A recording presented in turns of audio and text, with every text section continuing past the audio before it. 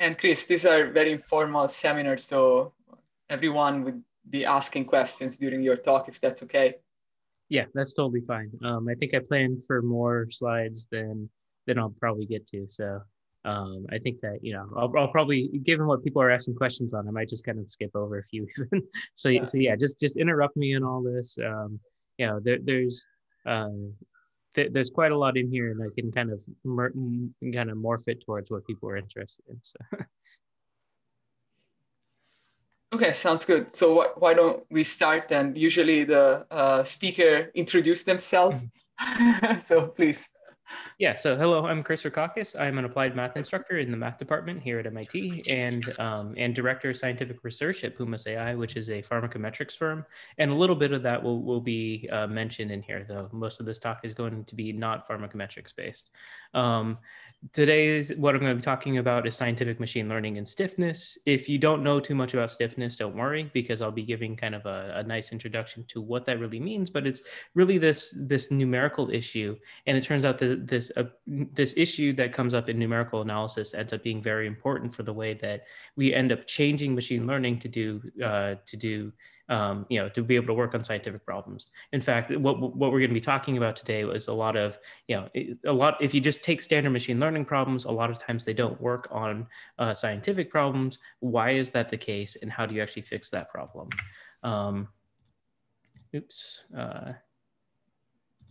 I think I accidentally changed the speaker. Okay.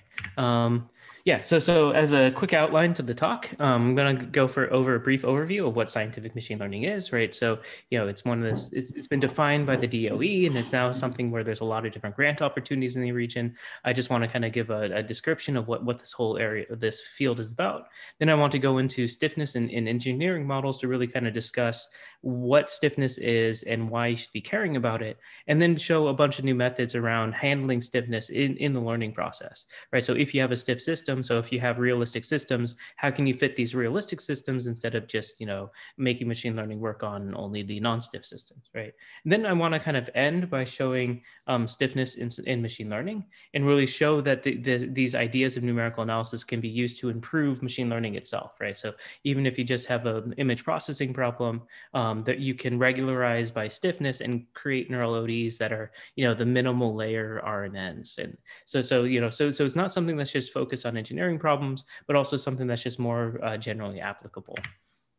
So what is scientific machine learning? It's model-based data efficient machine learning. So it's this case where you don't just have models, right? So you have physical models, right? And what you can really think about with your physical models is that they are a huge data set, right? So for example, Einstein's gravitational laws, they have been verified by many people over many years, right? So you can't, there's not one experimental data set that it covers. It's basically a proxy for thousands of data sets at this point, right? And so, if we're talking about, we need information to have good predictive power, well, what we need to do is we need to somehow combine all of these, physical laws, chemical laws, prior knowledge about biological systems, all these different aspects, and we need to be able to merge that with big data to be able to get something that's more predictive than if we were to get data on its own. So the way I like to describe it is really, there's a beaker of knowledge, and if you fill that beaker enough, then you can make good predictions. That knowledge can come from data, it can come from models.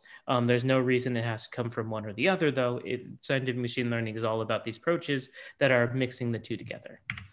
And one of the ways that we've been doing this is with universal differential equations, which is all about if you have a partially specified system, you can augment the system with neural networks and train the neural networks within the scientific simulator to learn the missing dynamics and learn the missing physical laws.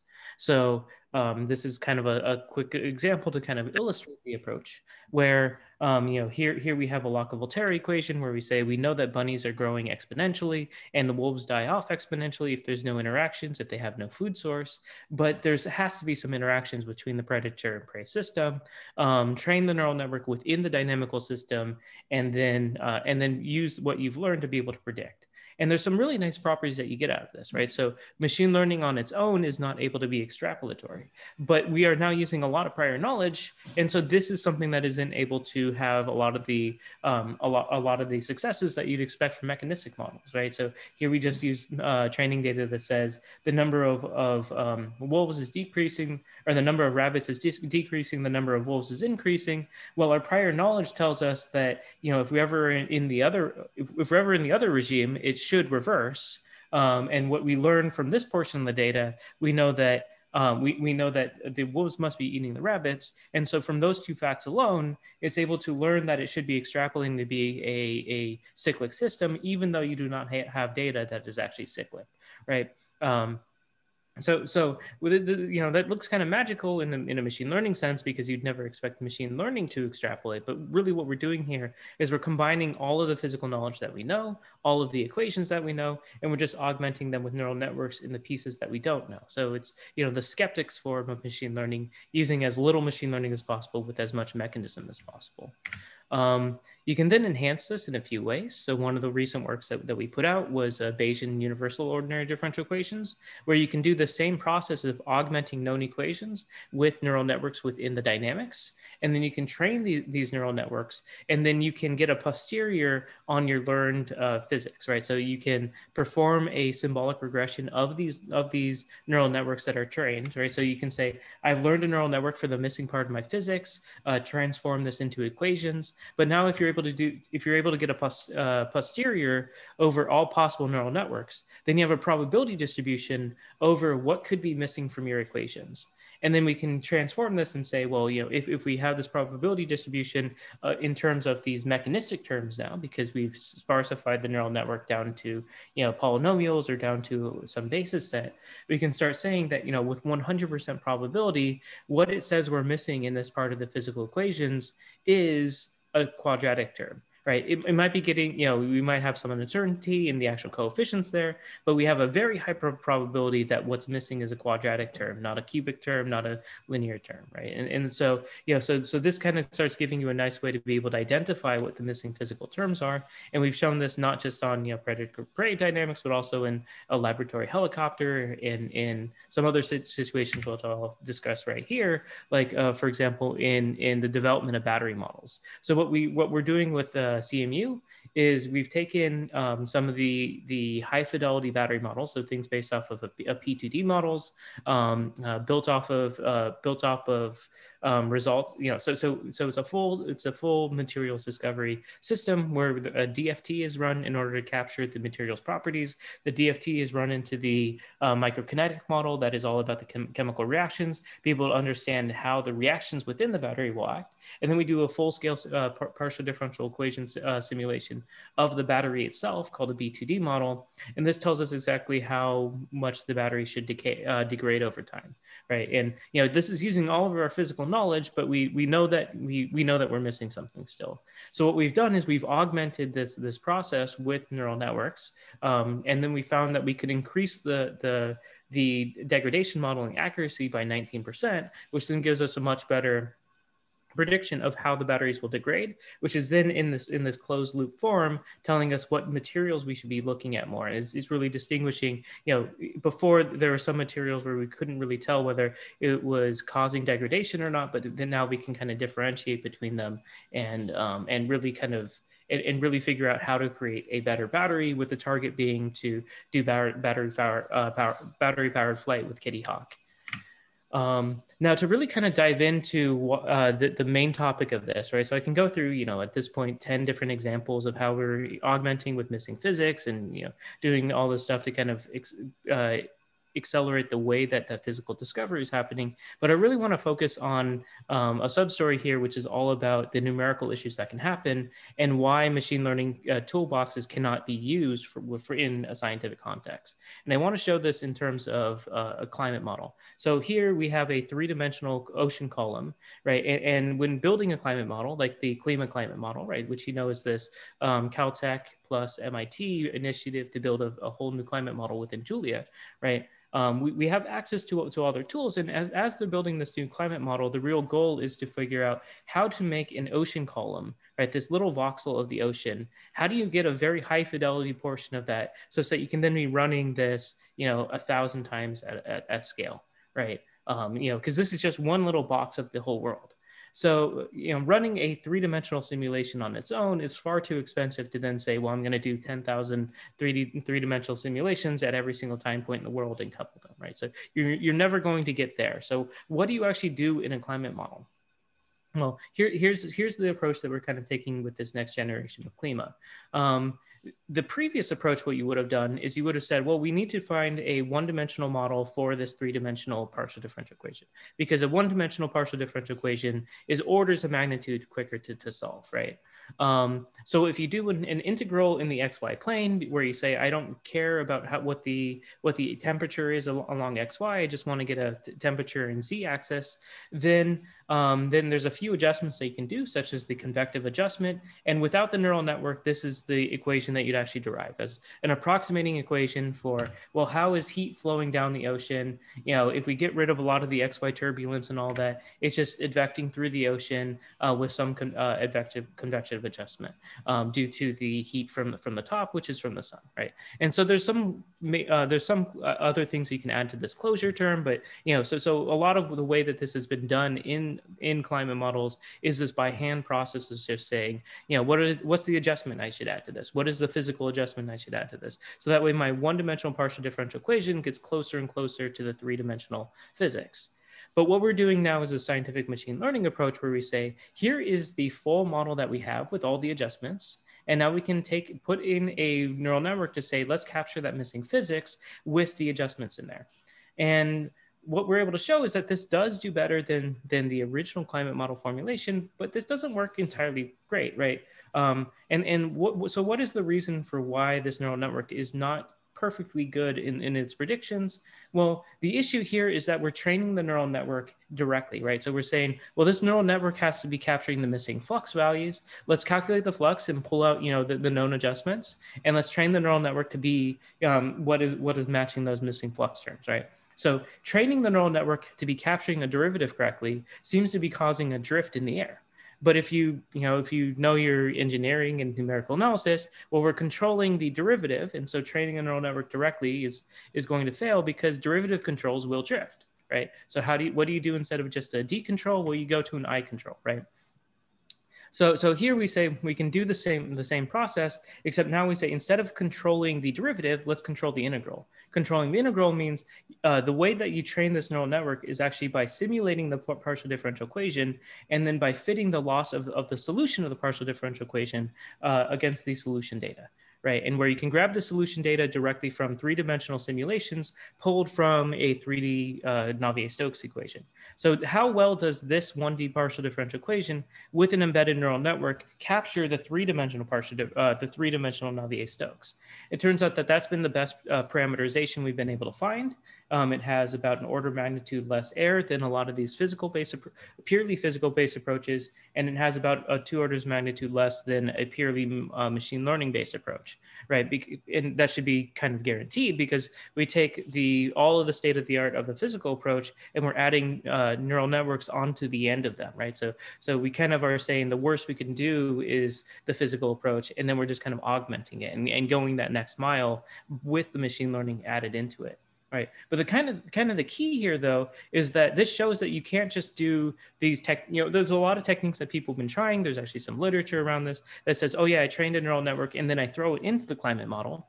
But just from a very high level, you can kind of see why that would fail, because if you just control the derivative and then you put it into climate model, you will get a drift. And the way that you fix that drift is to train the neural network within the climate model itself. Because that would be controlling the integral, which means it's really becomes a numerical or software problem to say, we can no longer say that we can train our neural network separately from the climate model. We need to train them within the climate model. And what does that mean, right? How do we build entire physical simulations such that the neural network is training within the simulator instead of as a separate process? And it turns out that there's a lot of ways that you can formulate this. One of these is known as the adjoint of the ordinary differential equation, because what you really need to do is you need to get derivatives of the ODE with respect to the parameters, where the parameters are the weights of the neural network that's embedded within the dynamics. Right? And so there's a lot of different methods for doing this. This is one that's gotten really popular because, how do you train a neural ODE? Well, the way that they do that in the neural ODE paper is you solve an ODE forwards, you solve the ODE backwards.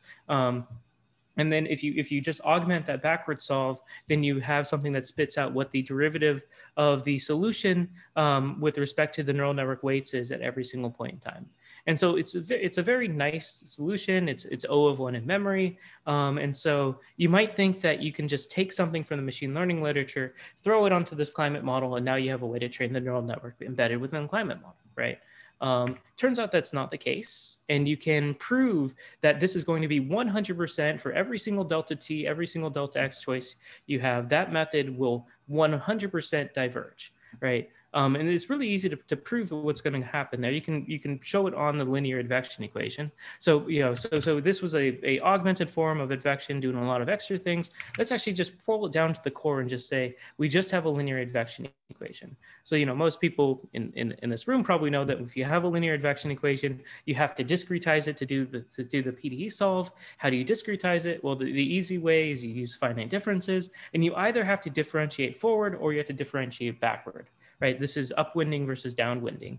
Now, if your wave is moving to the right, then your derivative has to be using information from the left, right? Because if your derivative is grabbing information from the right, then your update step has no information from the value that it actually needs to be in the future, right? So there's a way to be able to prove it more directly with von Neumann analysis, but in a sense, if you choose the wrong direction of the discretization, you get unconditional instability. So for every delta t, for every delta x, you have a divergence of the numerical method from the true solution, right? So this is a classical result that we teach in a lot of PDE courses, but it turns out that this is sufficient to show that adjoint method, is going to fail 100% of the time on the climate model. And the reason is because if you choose the discretization such that the information is propagating in the correct direction forwards, then by definition, you've chosen a discretization where the information is propagating in the wrong direction backwards. So you either have an unstable discretization of the forward solve, or you have an unstable discretization of the reverse solve.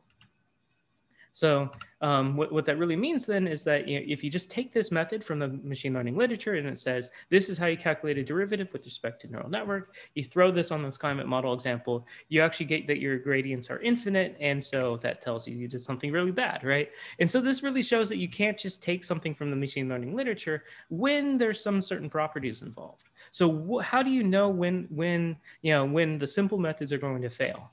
And it really comes down to stiffness, right? And the way to understand stiffness, I'm going to give another definition in another slide, but think about it in a sec here just by these linear equations, right? So let's say you're solving a linear ODE forwards, right? So u prime equals minus lambda u, and then we solve u prime equals lambda u backwards. Right. So mathematically, this should be reversing the system, right? So mathematically, if I solve this equation and then I solve this equation, if I solve this equation from 0 to 1, I solve this equation from 1 to 0, mathematically, I am going to be at the same spot I started. Numerically, you will not be, because in this case, when you're going forwards, your errors are shrinking exponentially. When you're going backwards, your errors are growing exponentially.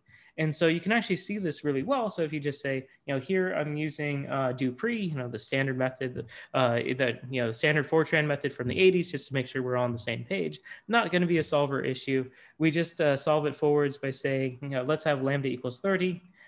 Blue line goes forward, dotted blue line goes backwards. We're all good, right? Now let's do lambda equals 40. Orange line goes forwards, orange line goes backwards, and you get a completely different solution.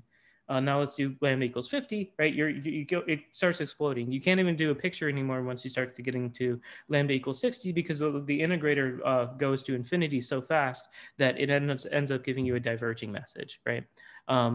Now, this is not an issue with the integrator, right? This is standard integrator, the one that it's ODE 4.5, is the one that you get by default in SciPy, et cetera, et cetera. This is actually just a property of numerical discretizations itself, that if you are in this regime and you are going to be reversing something that has a very small negative coefficients in the Jacobian, then you're going to have the reverse pass be unstable. And so just a quick recap of where we are then, right? So where we started is just saying, oh yeah, let's just throw neural networks inside of partially known dynamical systems. This gives us something so that way we can learn the missing physics. This works on battery models, this works on climate models, but there's actually a little detail here, right? Where when I say it works, I mean, it can't work if you just take a machine learning package like TensorFlow or PyTorch, you just use the adjoint methods that they say you should use, you end up actually getting completely divergent gradients and you can't train it. So what did we have to do differently to be able to handle this problem to make it work out well? So it takes a little bit of understanding of what stiffness is. So let me kind of give a little background here to why stiffness is such an interesting issue. So if you think about a multi-scale behavior, right? If you have a fast process over a slow process, and that fast process is something that's always kind of returning to some mean, right? Then you kind of get this behavior where you have jiggles around a long scale process. And now it seems like that's just like, okay, that's just, a little bit of noise. Like, why would you care about this too much? But if you ask yourself what the derivative is at this point, right, what we want to say is that the derivative is this kind of, it's the derivative of this dark gray line, right? We want to say, oh, it's going in this direction. But the current derivative right here is not moving to the right. It's almost moving straight up, because of the small scale process, right? That small scale jiggle is making that derivative be very close to infinity. And so if we just do a explicit method where we say, let's calculate the derivative right here, we step forward by delta t, our prediction of where we will be in the future is all the way up here, right? You could just kind of look at the picture. It's just taking the tangent line and following it. But that doesn't match our intuition. And the reason is because in some sense, we need to be averaging over what the fast scale process does over the whole time step, right? Because in the fast scale process, it's not having just an infinite derivative. It's having a very large derivative, and then it goes to zero, then it has a very negative derivative.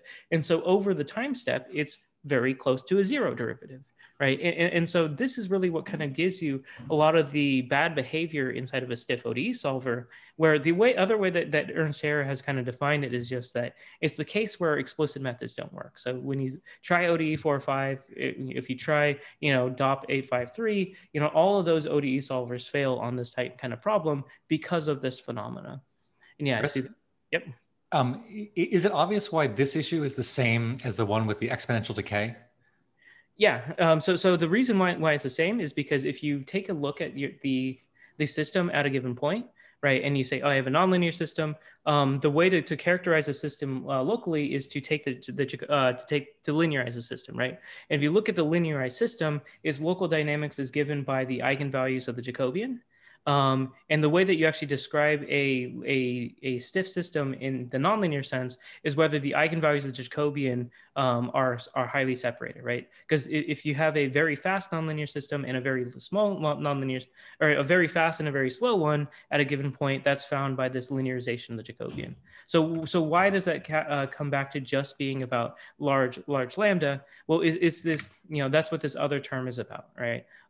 So if we were just looking at the fast system over the time scale of the fast system, then our time steps would be on the scale of 0.001 or something, and so you don't necessarily have this issue.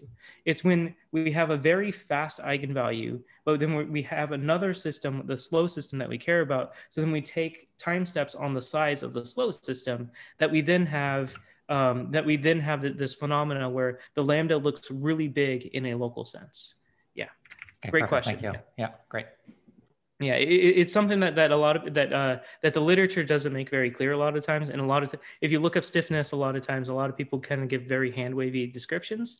And I think the reason why people mess it up a lot is because they're missing this little factor that you only need a fast scale system, right? You only need a large eigenvalue to have this property go wrong, but this property only goes wrong over timescales that are larger that are large with respect to the fast process. And so that's kind of why you need the slow thing, right? Because if you only had a fast process, then you wouldn't ever solve it for that long. It would already have gone to steady state, right?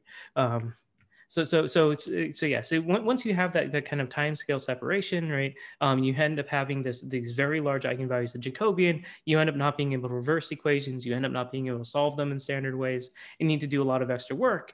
But does that show up anywhere, right? So, am I a mathematician telling you everything fails, but, you never find it in practice? Well, no, this is actually something you find all over the place, right? So one place where you find this is in a lot of heating systems. Think, for example, when you turn on the heating system in your room, the heat of the local area will essentially heat up almost instantly, and then the heat that it actually goes through your room will happen on a very different time scale, right? You turn on the heater, then you don't want to touch the heater within a minute because it's already going to burn your hand, but it might take a few hours for it to actually warm your room, right? So there's this huge time scale separation in these different processes, especially if you start trying to do modeling of the control circuitry, where the controls are happening almost instantly in comparison to heating data center, which can take the whole day. Chemical reaction systems kind of have the same property, where you have some catalysts which are making reactions happen on the order of microseconds or microseconds and milliseconds, where some chemical reactions are happening over day-long periods. This is especially seen in biological systems, where you have things going on within a cell are happening at the microseconds and nanosecond scale, where your digestion then happens over hours, right? So we're talking 10 to the 8th, 10 to the 9th, 10 to the 10th timescale separations in these systems. And so if you actually write down complete models of these systems, you have this behavior where as you're digesting, you're getting your chemical amounts going up and down, up and down, up and down, as you're hitting a new homeostasis over the day. Right. And another case where this shows up all the time, which is a bit harder to explain, is robotics and rigid body dynamics, because it turns out that when you have a differential algebraic equation system, so when you have constraints in your dynamical system, what is the relaxation of constraint? Well, that's if your constraint could be off by epsilon changes, right? So epsilon u prime, right? If you let that epsilon go to 0, then you have constraint where it's no longer a differential equation; it's an algebraic equation. And so, in some sense, these rigid body dynamics are a infinite stiffness kind of system, and they have these same properties. So it tends to actually show up pretty much everywhere, right? In scientific systems. There are a lot of systems that don't have it, right? So astrodynamics is one clear example, where you have a lot of these n-body systems which are non-stiff, but in a lot of these systems that you see around the world, chemical reactions, biological systems, thermal flows, robotics, rigid body dynamics, all these kinds of things have an element of stiffness to them, along with partial differential equations. And so they really do show up in a lot of cases that we really care about, right? So what are, so there are a lot of concrete problems blocked by stiffness. I think I'm a little bit behind on where I want to be on time. So I kind of want to just give a very brief overview that a lot of my research has been on stiffness so far. And a lot of my prior results have been in stiffness and pharmacology. And what we've really shown is that you can do, 100 times to 1,000 times faster in a lot of cases. So for example, we sped up the clinical trial workflows of Pfizer in 2020. And that got us a nice award because, when stiffness is involved, you don't just have minor numerical issues, you have major numerical issues. And when you treat it properly, you're not talking about small gains, you're talking about, real huge changes in the workflows of scientists. This actually came into play, for example, with Moderna this year, where we released the Puma software, which they started using within 2020 for the clinical trials, and it's become their go-to tool because of the way that it's able to handle stiffness internally, right? So handling numerical methods for doing the stiffness handling in a efficient and fast way is not a small detail; it is a huge change, right? So I just want to mention that just to say, what we're talking about is really the difference between solving and not solving the problem. And we want to take this over to this machine learning case now, where we say, well, if we have this kind of stiffness involved, what do we do? Like, how should we be, what is that same, not solve to solve change that we need to do in a machine learning sense? Now, what we've shown is by pulling out some chemical reaction systems and saying, here's some data that comes from it. So here it's in log scale. So if you to look at this in non-log scale, I'm going to have a plot of it in non-log scale in a future slide here. When you look at it in non-log scale, you'll see that this change right here is almost instantaneous. And so this is a self-catalyzing reaction where you have 1 goes through 2 to 3. And the time scale here is just 10 to the 10th. It's a classic problem known as the Robertson problem. And what we've been able to do is we've been able to get some neural networks, neural ordinary differential equations fitting to these cases, even though all these classical kind of techniques for doing the adjoints will fail. And I can actually share the manuscript that we've just written up on this point. A lot of what you can show though is that when you have irreversibility due to stiffness, you can get around this by saying, I'm not going to use an adjoint method. I'm going to use full backpropagation through the differential equation solver, because backpropagation will cache values. And by caching these previous values, you end up having a consistency result where you cannot have that exponential blow up in a backpass. It's a very quick explanation because this is a very kind of technical result. So I didn't want to go too deep into it other than to say, you can take a neural ODE and get you something that is stability aware and stiffness aware. That's precisely what we had to do for that climate example. Though it's a very technical result on what you can do there, but the very high level overview is if you just do backpropagation instead of like the fancier techniques, it turns out the fancier techniques fail and the backpropagation does not. So I want to kind of get to another architecture here, right? So that was just about, well, you can fix a neural ODE, but can you also just do something almost completely different to the neural ODE to make it so that way it is very safe in the context of stiffness? So the challenge here is going to not be, can you train to be able to work on, the challenge in this case is actually going to be to train a surrogate, right? So if we have a known differential equation model, can we get a kind of neural network thing that is able to run that differential equation just faster? And the reason that we use this as a test case is really to try to, because in this case, we can generate as much truth data as we want. And so it's a good case for just checking out whether the numerics are working as we'd expect, right? So here I'm looking at the Orego equation, which is just a 3 ODE stiff equation, just kind of highlight some of these properties in stiff equations. So this is a chemical reaction system where you have this huge drop in the amount of the catalyst where it then kind of, it binds to one of the other portions to be able to cause a lot of reactions in the green, and then it unbinds and ends up actually being an oscillatory system. So there are two things to highlight here, right? So one thing is that, if you're just to take a classic recurrent neural network, this is not going to do better than, neural ODE things, because if you actually look at what a recurrent neural network is, it's a neural ODE where you've done an Euler discretization to it, right? You're basically saying, I'm going to take the value now, I'm going to evaluate the neural network, and I'm going to step forward with it. We just said that explicit methods don't work on these types of equations, and so this is probably not the architecture that's going to work, right? Because this is encoding the explicitness into the neural network architecture. The other thing that's going to be wrong with the standard recurrent neural network is that uniform steps will never capture these kind of spikes, right? So if I was to ask you, if we want to really learn the system, how many data points do you need? If you allow yourself to be doing this in continuous time, you have a very different result than if you do this in discrete time, right? Because in continuous time, you might want to take, 10, 20 points just from this area right here, but you only need to capture, 3 data points on this curve right here because it's mostly linear in that area. So, so there's kind of, if you just want to say, well, let's scrape away the neural ODE, let's scrape away down to the most simple thing, a recurrent neural network, you can already identify that there's 2 problems that you're going to have, right? You probably don't want something that's going to be explicit because of the stiffness, and you probably don't want and you need something to be continuous because you can't treat all time similarly. You need to treat sometimes a lot more carefully, right? So where do we go from here then? How can we construct an architecture that is going to always work on a stiff system? One place that you can go, and this is kind of where we started at first, was a physics-informed neural network. Because a physics-informed neural network, right, I'm sure that a lot of people know about these because they've been talked about in these kind of seminars a lot, right, is where you say, I'm going to have a neural network that it has as its cost function be the ordinary differential equation or the partial differential equation terms, right?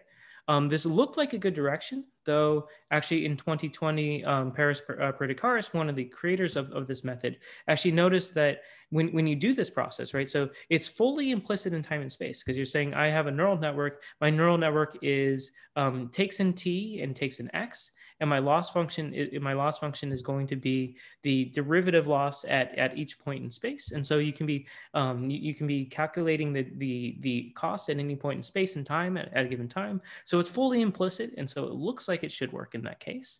But it turns out that the stiffness in a physics-informed neural network is hiding somewhere. And where did it hide? Well, it hid in the training process, right? So so if you think about what gradient descent is, right?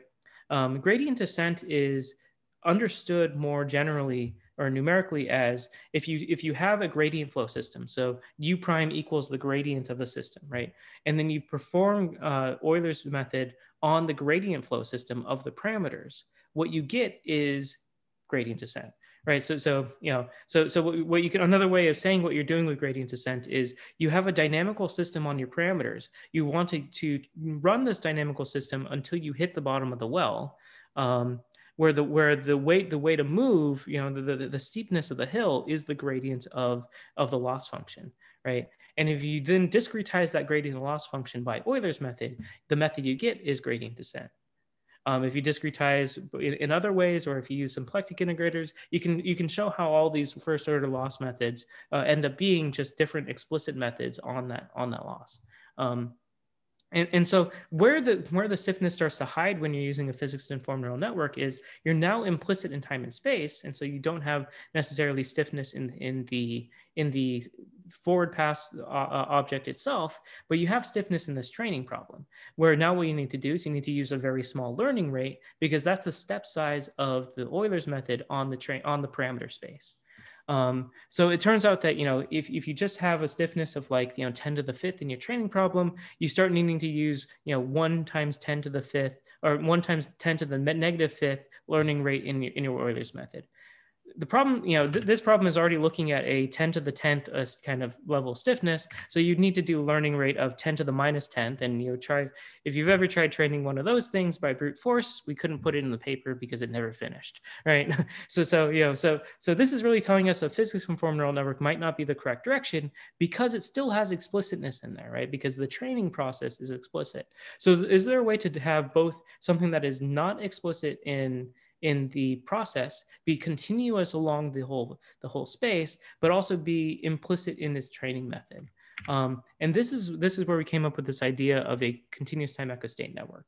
So the idea here is if you just have a reservoir system, so you can just take a random differential equation and you just fix that random differential equation, right? And you make it non-stiff, and because I'll mention why you want to be non-stiff later. But you just fix a non-stiff differential equation, so like an n-body problem, right? Where you just have a large enough n. It's just going to bounce around. It's going to do a whole bunch of different things. And if n is large enough, right? Do you think that you can create a projection from that n-body system to the original system that you had, right? So if you wanted to find, if you wanted to find out the dynamics of 3 things, is there a projection from an n-body system of 1,000 things to any possible three-dimensional system? It seems like there should be, right? If you have enough things moving around, you should be able to find that vector that you just kind of add things together such that you recreate the smaller dynamics, right? And this is one way to think about the continuous time echo state network, that there's this reservoir process and we're finding projection from the reservoir process to the original system that we cared about. The other way of thinking about it is a partially described neural or ordinary differential equation.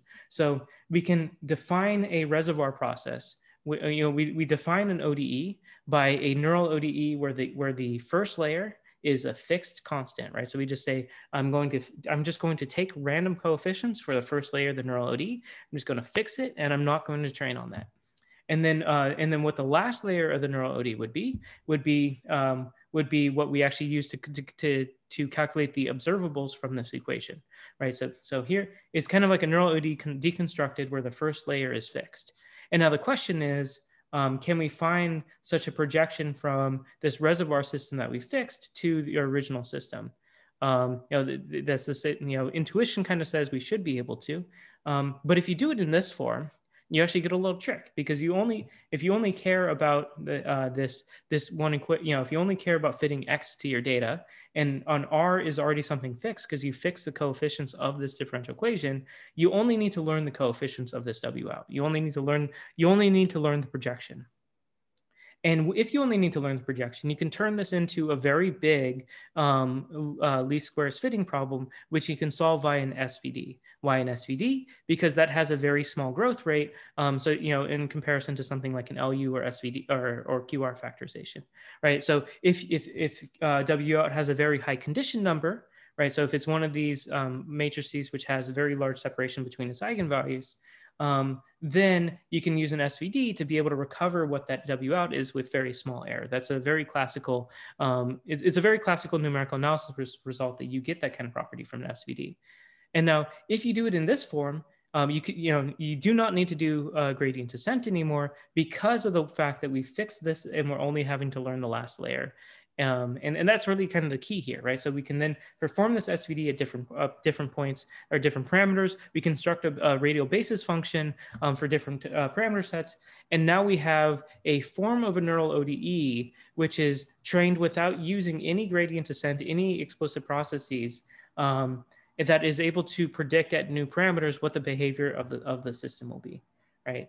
Hopefully that's like a good quick explanation of the method, but essentially what it comes down to is a changing, the key here is to see that if you just fix the values of the first few layers, then you only have to train the last layer, and you can kind of get the special form that can be trained implicitly in all space and time all at once because of this training trick. So what does that actually give us, right?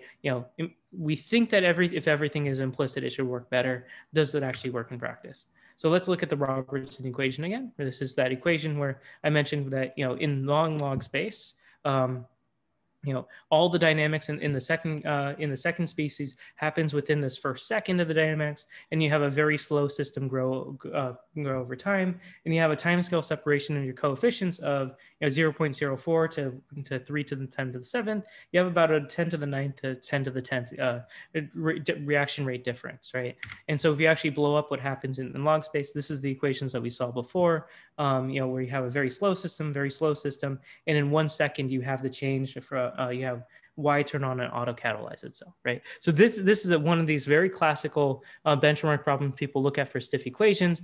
This is actually where the study of numerical analysis of stiff equations came from, because this was shown to be the thing that broke numerical integrators until Gier came up with a solution in 1970, right? So let's use the equation that people use to break numerical solvers to see what methods for learning dynamical equations break, right? And it turns out that on this case, everything except the continuous time neural network, the continuous time echo state network breaks. And why is that the case? Well, because you can see that everything kind of handles the slow process a lot better, right? So the slow process is like the non-stiff process. And the slow process, we have things like the LSTM, is able to capture it, and the pin kind of falls off. And the reason why the pin is still falls off is because, remember, its issue is not necessarily the stiffness in time and space itself, but it's the stiffness in the training problem. So actually technically a pin could solve it, but finding a pin that could solve it is the difficulty. And so we actually worked with someone in MIT MECE for a very long time to try to find if any pin could solve this, and this was the best fitting one that we could find after a huge multi-parameter search kind of thing, right? And it's just because of property of that gradient descent process. So some things are able to handle the slow process well. Almost nothing is able to handle the fast process well. And this is because this is the process where, within a second on we're looking at from 0 to 10,000, time equals 10,000. And within a second, you have this thing bump up and bump down. And so any method that is trying to do an explicit change is going to say, well, what's my derivative at this point? Nearly infinity. And so here, for example, you have I like how the LSTM is kind of it's kind of getting emotional about this. It really jumps up to really high and it jumps back down, right? Because it says the gradient's really large, right? So let's jump up and jump down. It ends up having this huge error. But now you can also see the issue of continuity coming in here, right? Because there are other forms of echo state networks which are non-continuous. And if you take the non-continuous one, you see that it's able to match where it has data very well. But the echo state network was trained on 100 data points, whereas the continuous time echo state network was trained on 30 data points. But the reason why it's such an issue here, it's a little bit harder to see in log scale, because if we give it only 100 points from 0 to 10,000, well, then its data points are 0, 10, 20, 30, etc. And so its first data point is after the entire bump of this, after this entire bump occurs, right? So, it jumps, it has a data point and it jumps over to here. And then once you have enough data points, and once you're in the slow scale process, you're okay, because it's kind of, now you've taken time points on the process of the slow scale, but it will completely miss the fast scale process, because the fast scale process happens so fast that you don't even have a single data point in there. And this is not cheating, right? This is giving the echo state network more time points, 3 times as many time points as the continuous time echo state network that fits it fine. And the reason is because, well, if you allow yourself to be able to do things non-uniformly in time, then you can do so much better on these continuous problems. So really, it's putting these two things together, having a fully implicit training process and having a fully continuous kind of architecture that allows this to work well. A little bit behind where I wanted to be. So I'm going to just describe really quickly that we showed that we can create surrogates of very large engineering systems. So this is an 8,000 equation model. It ends up being about 6 times faster to solve in Julia than it is in the original Daimola Modelica system. And then when you apply this type of surrogate over it, you end up getting a 570 times acceleration in the simulation process. So you can then use this to be able to check it in new parameters. And so what we're going with this is we actually built a full A-causal modeling language, so that way you can take this surrogatized air conditioning, stick it inside of full building models, and then you can accelerate the full building model without having to retrain it, right? Because as you try different building designs, you can keep on using the same surrogatized model. And this is something that we're launching actually called Julia Sim, where there's a whole set of pre-trained models in a lot of different engineering disciplines. Because the continuous time echo state network is so robust, we just kind of grab all the models that we can find online. We just pre-train them all on internal supercomputers, and then we're just going to be offering the pre-trained 100 times faster versions as part of this cloud system, so you can just boot it up and get and do the faster dynamics simulations on it. This is actually going to be released fairly soon. And I want to try to kind of just get to this last little piece here about, okay, so this story has all been about, if you have these real engineering and real scientific problems, you need to change how you do your training such that you can handle these problems. But is there anything we can take about this information and bring it back to machine learning, right? So one way to understand a neural ODE is not as something that learns the dynamical system, but instead as something that learns to be a recurrent neural network with the appropriate number of layers, right? So if you have a type of recurrent network, you have to choose the number of layers. But in a neural ODE, the adaptivity of the ODE solver chooses the number of steps you take, which is effectively the number of layers, right? And so in some sense, a neural ODE, a neural ODE is like this implicit form where you just kind of say, I want a recurrent system. I want to solve it to this tolerance. Please tell me how many layers I should have. And as you change the dynamics around, it will change the number of layers to be appropriate for that system. So this is one way that people have been using neural ODEs for non-machine learning, for non-scientific purposes. So like for image processing, something where it kind of does a hyperparameter search for you on the fly. And so if you only care about how well it does in image processing, then you don't necessarily care that it's learning a real dynamical system, right? And so you might want to say, well, can you force it to learn the easiest dynamical system to solve? Because if you could force it to learn the easiest dynamical system, that's one way of saying that you can force it to learn the dynamical system with the least steps. And so this is essentially a training process that would give you the smallest size RNN automatically as part of the training, right? So that'd be really cool. And there was a group that showed that if you allow yourself to use higher order automatic differentiation, you can force it to have very simple dynamical systems. It does accelerate this method. It does accelerate the prediction process, but the training process is about an order of magnitude slower, because calculating the fifth derivative of a neural ODE as part of the loss function is just a very expensive thing.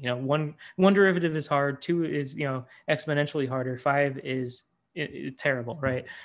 So can we do the same thing without having to go to very high derivatives? And it turns out what you can say is, well, we know that stiffness is what gives us difficulties in our dynamical systems. So we can use, I developed methods in 2019 for automatically switching between Runge-Kutta methods to methods for stiff equations using a stiffness estimator that is on the fly without having to do an extra calculation. If you just use that as your regularization and you just say, I have a stiffness estimate that's free as part of my ODE solver, and now I sum it up as I solve over the system and I regularize it. What you can do is you're effectively saying, please learn the least stiff differential equation that is a recurrent neural network for this system, right? And so here, for example, is on PhysioNet, one of these classic machine learning examples, where what it learns to do is it learns to train faster than a vanilla neural ODE and about an order of magnitude faster than the than this version that requires higher order automatic differentiation. It has the fastest prediction time because it's actually forcing it to be the simplest dynamical system and give you the recurrent neural network with the least steps, because we've defined this regularization to say, well, learn the least stiff system you can, which is equivalent to saying, learn the system where it can take the largest time steps on with an explicit method. Because this is all about dynamics, you can very easily extend it. So you can say, well, I created these SDE solvers which do automatic stiffness detection in SDEs in 2020. So 2021, what if we just take this stiffness regularization, or take this stiffness estimate and regularize SDEs by this process? It turns out that you can have the prediction time of a neural SDE by regularizing out all of the stiffness and basically saying, let's learn the least stiff dynamical system as my predictor for, here is actually doing image classification, right? So it's learning the simplest stochastic recurrent network for doing this generative process. And all these methods are now actually part of this SciML open source ecosystem. There's about 50 libraries, right? And with the maintainers, I think we're about at 50 maintainers. And what it really looks like now is if you just write your differential equations and just say, here's my differential equation system. I have delays, I have stochasticity, et cetera. If you just write it down and then you call train on it, it automatically knows how to generate a backwards pass, which is going to be stable for the properties you need. And you can switch this around as you need it by using the sense keyword argument for changing to all these different formulations as I've kind of described. There's also a little extra pieces in here that I won't get to describe in full, but essentially if you're using one of the C++ packages like sundials, like why would you want to use, this instead of the sundials one? Well, first of all, on some of these on some of the manuscripts, we showed that the sundials CVODES adjoints are unstable, right? In the high degree of stiffness case. Another thing is that we actually have a full order of magnitude, full order computation cost difference from these classical methods. And the reason is because within the adjoint methods themselves, there's a Jacobian vector product. And so if you allow yourself to make use of reverse mode automatic differentiation as part of the adjoint calculation, you can actually greatly decrease the computation cost. And so this is really showing that, something like CVODES did exist, and there are adjoint methods out there, but this new generation of them, really improve the stability, but also have a great improvement to the computation, where now it's actually completely automatic. You don't even really need to know that adjoints are going on under the hood. You just write down an ODE with neural networks thrown in there where you want. You just say train it, and it transforms everything to use the optimal back passes in the stiff form or in the stiffly aware forms and such.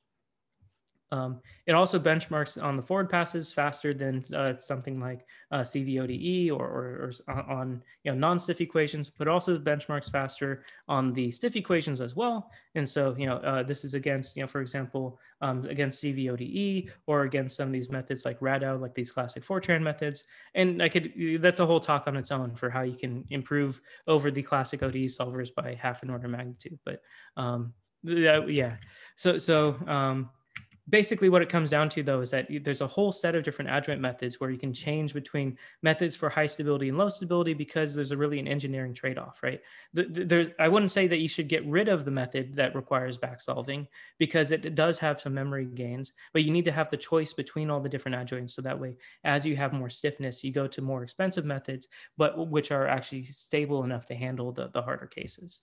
And really the Julia SciML ecosystem is just the one then that has all these different adjoints available, while also having this kind of efficiency gains over the classical tools like sundials or PET-C.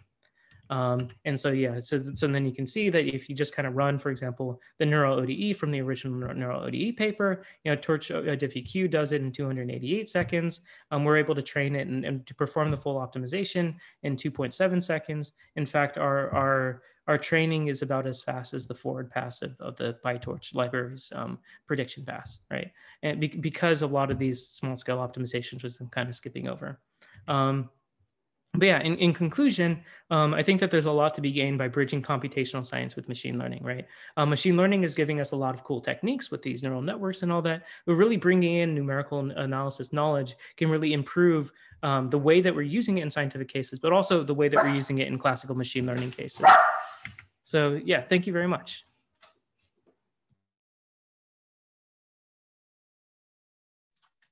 Thank you very much, Chris. Very impressive, the breadth of research that you're doing.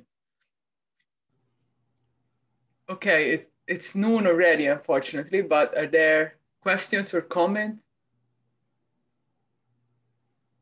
I'm just curious, kind of in general, if I want to think about doing these solvings with surrogate systems, what is the requirement of the surrogate? Like, what's the generic thing that I need the surrogate? I mean, you described one way of doing it by kind of freezing layers, but just more generically, like, what does the surrogate need to do in order to serve this this purpose? Yeah, so that's kind of clarified more if you take a look at the modeling toolkit framework, right? Mm-hmm. All these models that we're surrogatizing are components in the modeling toolkit framework, which is kind of like it's kind of like Simulink, right? So it kind of gives you this box where you say, there's these inputs, there's these outputs, and these are the observables that you're allowed to use, and they're pre-trained over a parameter range such that for given sets of inputs and outputs, they will have the correct behavior, right? So you can almost think about it as, let's say let's say there's some transistor from TSMC that you want to use, right? Like, and they might give you a high fidelity model that says 10,000 differential equations. We've taken that and we surrogatize it down to be a very fast form of that. And so now if you want to build a electrical circuit, you just stick the surrogate in instead of the other one. And as long as you're operating within the trained parameter range, then you can kind of do your same control theory on that. It's not exactly like Simulink, because Simulink is a causal simulator. Modeling toolkit is an acausal simulator like Modelica, where you don't have to specify what's inputs and outputs. You just say which values are equal, and it forms a differential algebraic equation. So it's a bit of a generalization of Simulink in some sense. Great, thanks. There is a question in the chat. Yep. Yeah, chaotic systems. That is really fun because they have their own adjoint issues, right? Because what you end up having in a chaotic system is that you end up having that, one way of describing a chaotic system is that, the Lyapunov exponents like explode within a finite time, right? And what that means is actually that your gradient space is diverging. And so if you try to do one of these adjoint methods, you end up just getting infinite gradients on any of these chaotic systems, right? So what do you do on a chaotic system? Well, one of the things that people have found that works well is these echo state network types of techniques, right? Because they're fully implicit in time, and so you can find a lot of nice papers on learning chaotic systems with echo state networks. The other thing that you can do is you can do a renormalizing within the adjoint, right? So as you start to have a form of divergence, you can renormalize your adjoint such that it's no longer going to be divergent. And there's actually a way to do this properly known as shadow adjoints. It was created in the MECE department here at MIT. And so you can read some nice papers on shadow adjoints. I don't think that there's a good computational implementation of them, but we do plan to add them to the SciML ecosystem as soon as possible. Without shadow adjoints, you will definitely just get infinites in your gradient though. And so it'll be really nice to start training neural ODEs against chaotic systems.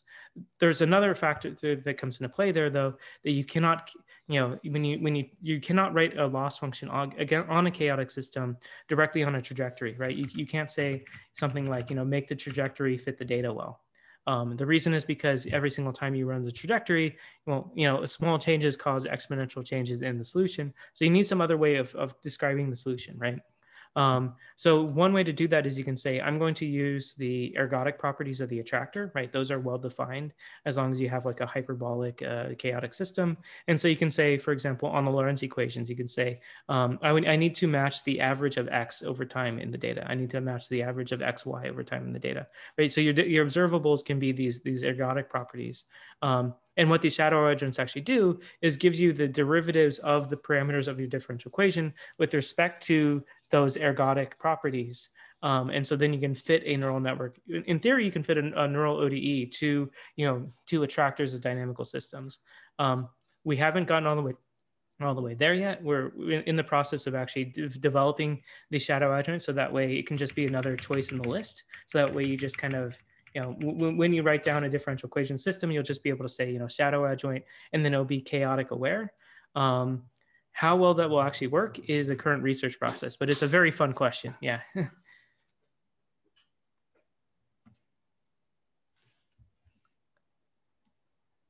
Yeah, so continuous time ESNs. Yeah, so the code for the continuous time ESNs is not quite available because it's kind of caught up in this Julia Sim thing, and so we're still in the process of releasing parts of it and getting the talking with TLO on the right way to release parts of it. But the all of the discrete time ones can be found in this package that is let's see, it's reservoircomputing.jl. Let me kind of just pull it up here. So this is one of the projects that we have in the SciML ecosystem, where you can find all sorts of different layers for in training techniques on these reservoir computing ones. Though the continuous time echo state networks are very new, right? So the paper on it just came out last week, with the first doc on it last week. So it's not quite in this framework yet, though we do plan to be adding it to this package. But yeah, the echo state network is almost like a Euler discretization, but because you're training it explicitly, you do tend to get something that can stabilize itself. Even though it's taking forward jumps that are explicit, the full training process is implicit still, because you're doing an SVD over all points in space. So I do think that there's some other things that we need to figure out there as to why it can still work on some of these stiff equations. Figuring that out, I think it could help it. But yeah, at least with the continuous time echo state network, you can make the continuous time be solved by like a method for stiff equations. And actually, there's another little detail in here that is kind of interesting. That actually, when we do this, right, so I forgot to come back to this detail that you can choose any reservoir system that you want, and then you're just learning projection, right? Well, you can actually force this to be a non-stiff differential equation, but still get a stiff system, because this projection then just needs to be a no condition matrix, right? As long as this matrix has very large and very small eigenvalues, you still end up with the differential equation for x of t having very large eigenvalues and small eigenvalues, right? So you can still end up having something that is a non-stiff system with a very stiff projector, and that might be the reason why the discrete one works out. Yeah, maybe that's a little too in depth, but yeah. Great, thank you very much. Very interesting, and I'm sure people, are welcome to follow up with Chris by email if they have more questions. Great, thanks again. I'm going to pause the recording.